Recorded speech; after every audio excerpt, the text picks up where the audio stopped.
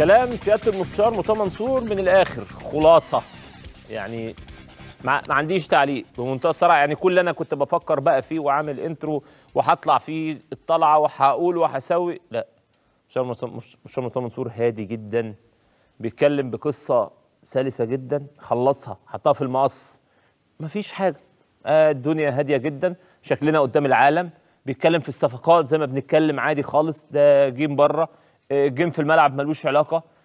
في المقصوره هننزل، مع ان البروتوكول بكره مفيش نزول. يعني حته البروتوكول دي انا مراجعها النهارده. بكره سياده الوزير ما اعتقدش هيروح، دي المعلومه اللي عندنا.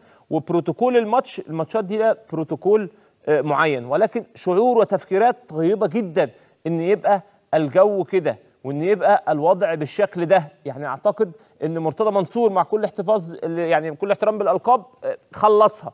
قال كل اللي انا عايز اقوله خلاص. يعني سياده المستشار سهل الامور. بس على النادي الاهلي بقى المهندس محمود طاهر رايح او من ينوب عنه، القصه السلسه. خش بقى الناس تسلم على بعض وبتاع ومش عارف ايه، نقعد جنب بعض، القصه تمام، منظرنا قدام العالم، خلص اللقاء 100 100، مفيش مشكله. انا بس هطلع فاصل، وبعد الفاصل هنحاول نجيب لكم استاذ جمال علام في نقطه مهمه جدا عايز افتحها، وقالها المستشار مرتضى منصور، وهو عدد المباراه. القصه دي بكره مهمه جدا مع قصه الاعلانات. نحاول نجيب استاذ جمال علام ونشرح لكم قصه العدد ونحاول نحلها، بس بعد الفاصل.